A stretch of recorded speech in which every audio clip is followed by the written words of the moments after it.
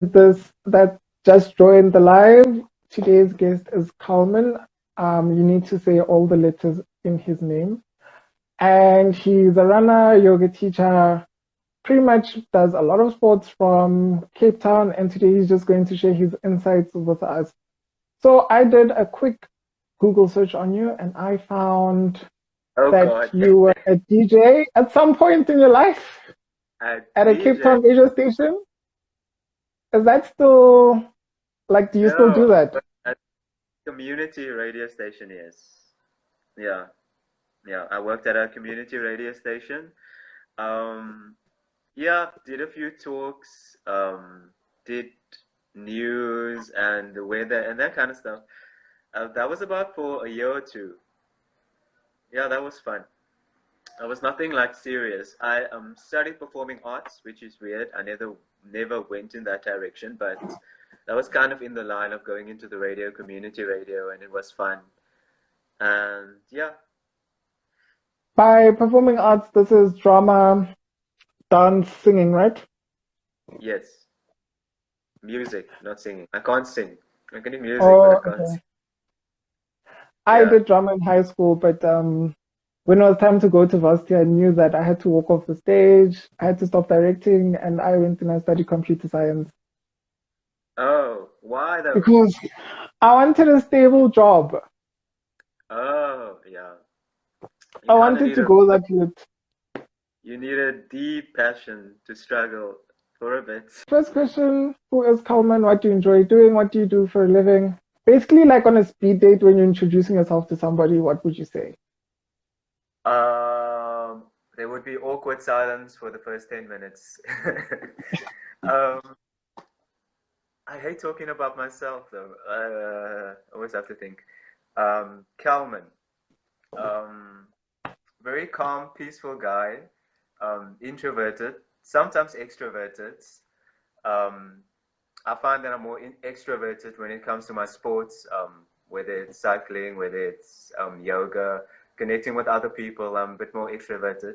But in other areas of life, I tend to be more introverted. I tend to be more keep to myself mostly. Um, Small circle of friends.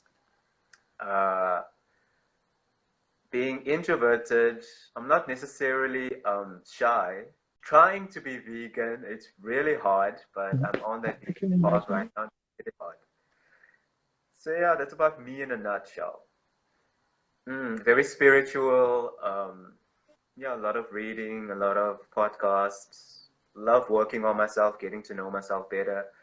I think like that's the ultimate way of getting to know other people better is to know yourself better. That's So true. that's me in a nutshell. So, yoga teacher at the moment, is there anything else that you do? Um, I instruct, I'm a fitness instructor, so I do yoga, I do cycling, I do shape, I do a lot of disciplines, I do grid as well. So, yeah, the idea is to keep expanding, um, learn more, as many disciplines as I can. Yeah, I don't think I'll ever stop. Even when I'm like 60, 70, 80, I'll still continue doing yoga. And maybe you'll still come to my classes 60, 70, 80. What does running mean to you in your life? Um, Running, people always ask me like, when I tell them like these long distances or they see these long distances I run, they like always ask me, I'm sure you've gotten this question as well. What are you running from? What is chasing you? Are you being Um, paid? Why would you no, run? Why would you run that distance? yeah, they're like, what's Do you wrong not with have a you? car? Is everything alright at home? Stuff like that. Honestly, running, it's an outlet for me. It started as being an outlet for me. Um, Sometimes when you run, I think you don't even know what you get rid of. It's like you just go and run. You just feel kind of off and you just go and run and you just feel better when you finish and you had your shower. Mm, I don't know, I just feel better. It started as that, a way to feel better, a way to get healthier. And the more I started doing it, I think the more my body started getting used to it. And my body was like, craving it more and more. And I started running. Believe it or not, the first race that I did was a full marathon, yes. The first race. I didn't go for 10K, I didn't go for 21K. I don't know why I was like that. I went for a full 42K. And yeah, that's how much I like running. I can't explain it. It's just a feeling within yourself. And sometimes I have this feeling when I'm sitting, when I haven't ran for like 2 days max, and I'm like, I feel so uneasy. There's like, my feet just want to, my legs want to get up. My legs, I don't know. There's something about that. And I just need to go out and run. And I think your body gets so used to it that, dare I say, it's almost like smoking or something. Once you start doing it and your body starts craving it more and more. But obviously it takes longer with exercise. That's with smoking. It becomes like part of your routine. I was telling Alicia, like, even though it's hard, but I know like I know I need to go run. So at the end of the workday, it's not hard for me to put on my running shoes and go running. It'll be hard on the street, but for me to get into that, I need to go run or I need to go swim mode. It's not hard. It's like part of my routine. Like I need to eat, I need to do this. And you are right. If you don't do it for a couple of days, you feel like, oh my word, I haven't done this so long. I need to go do it. And also with me, I know if I skip 3 days of running, the minute the day I go run, it's going to be the hardest run I've done ever. So that's why I try not to skip I can't. I try not to skip 3 days because then my body resets. I think it's like the opposite for me. I don't know why. I have so much energy if I skip. I don't know, it's this energy build up.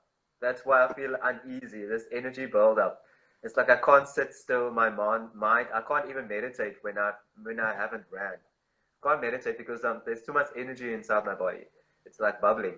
And when I run, it's like every step is like you feel this kick off of power. This extra. My energy builds up even after maybe not a week of running, and then Wow. I explode. I wish we could swap bodies. That does not work for me. After years of conditioning. I've been running for 13, 14 years now. I have a question from Kim here. She says, women are generally more flexible, right? So as a man, how can you improve your flexibility? The only way to improve your flexibility is to stretch. So you have to do some kind of mobility work, some kind of yoga work, if you will. Yeah, like I said, I started downloading a few videos from YouTube, not long, 10 minutes long, 15 minutes long. And yeah, you take it from there. Yeah, you take it from there. And besides mobility, what are the other benefits of yoga? Yoga really, I believe like yoga is, I sound like a meme now, but yoga is like a life hack. It's like once you've discovered yoga, it makes your entire lifestyle more easier, I think. Like, yeah. I used to get I started with yoga quite early on though, when I was 21, 22. And I don't know if it was the yoga, but I believe so. I used to have headaches. And then after practicing yoga on a regular basis for a good couple of years now, close to 10 years, I've not had headaches whatsoever. Maybe a hangover, but that doesn't count as an actual headache. But no, like chronic headaches or, those headaches for no reason. None of those. My health has been better. Your quality of life just improves. It's like for the mind as well. Your mind becomes more still. You become more disciplined in what you do in your everyday life. Your body follows your mind. Yeah, and life is better with more flexible hips, opened hips, more flexible shoulders, a flexible spine. Life is better. Who wants, when you're 50, 60, your shoulders don't move, your spine doesn't want to go this way, that way, your hips don't want to open up. So I think it's like everybody needs to do yoga. It's like if you have a body, you do yoga. Especially if you want to have longevity in your life, if you want to prolong your life, quality of life for as long as you want, definitely yoga. You will see in some studios, especially overseas, you get these yoga teachers. They are like really, really old, but they still can do headstands. They're still doing handstands and these strong twists that bodybuilders not even can do, or strong men not even can do. So it's a life hack. If you have a life, if you have a body, then practice mobility or practice yoga.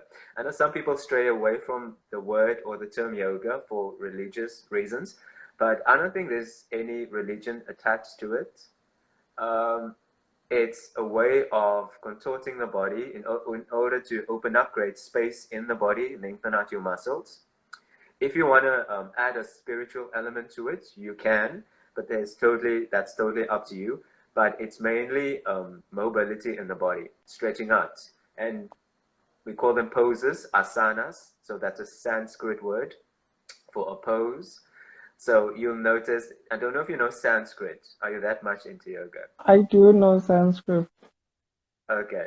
So like there's always Dandasana. asana at the end of every pose they say asana. No matter Mm. what the pose name is, it ends with asana. So asana meaning pose for Sanskrit. So yeah, there's no religion attached to it. It's just a way of improving the way you move on a day-to-day basis. And what you do with it further for mindful religious reasons is totally up to you. So yoga is still concentrated in the more affluent areas in South Africa. I think this is like a general thing where you find that even at the gym, the more affluent gyms like your Sandton, your Cape Town, CBD, your Pretoria gyms have yoga classes, but you find that your lower tier gyms, which Mm. are situated in the like not affluent areas, they don't have yoga classes. So how do we bridge that gap? How do we diversify yoga? Because right now it's still a space where it's not diverse. I would go to a class and I would be the only black person there, or I'd be the only man there. So how do we like start bridging the gap between that to expose more people to the practice if you see it as a life hack? It, yoga is, I would say, difficult to get for some people because it's a very mindful practice and not just anybody would go for yoga. But I know of a few good initiatives. I don't know if you're familiar with the Earth Child Project in Cape Town. That's by So Yoga South they, Africa, right? yeah. So they're based in Mm. Cape Town mainly, and they focus on bringing yoga to the townships. So they focus on doing workshops there. They get teachers. We volunteer and we do yoga with underprivileged kids and adults, just in introducing them to the yoga environment and all that. And they, from what I've seen, they seem to like it a lot. Yeah, Because it's something different as well. that's reaching the gap. And I think yoga is good for mental health, but I think it's difficult for somebody to get to that point um, by themselves on their own. Mostly when Mm, people get to yoga, it's when a friend asks them to come along or something like that. yeah, that's true. Yeah. So most people need to be pushed. Yeah, it's like running. Like I was Yeah. pushed into running. You don't just start running. Yeah. Somebody needs to force you. Yeah, so I wanted to ask you about a picture I posted. You were running in Speedos, and I think that was in initiative, like a part supporting the Love Your Nuts Foundation. Could Yeah, you yeah. shed some light more on that? So that was for a men's health initiative, like for men's testicular cancer. So yeah, I was approached by a guy and he asked if me and a friend, which is in that pic that you posted, he's running beside me. That's Rudy. Would run in these Speedos in order to raise awareness for men's health and testicular cancer. And in the beginning, I was like very like, but then I got around to it, and like all things, I thought it would be fun, exciting challenge in order to get out of my shell because I tend to be more reclusive. So it was a nice challenge. It was so much fun. So many people cheered. I got a few numbers. Yeah, a lot of people flirted. That it was so much fun. So that was Cape Town Marathon. We ran that Cape Town Marathon, the last Cape Town Marathon. We ran in our Speedos. 42 kilometers in a Speedo. My I would thighs have chased. were so red. My thighs were so red because there's nothing in between. There's no tights, no nothing to stop them from, shaping. And yeah, Yeah. Vaseline was my savior that day.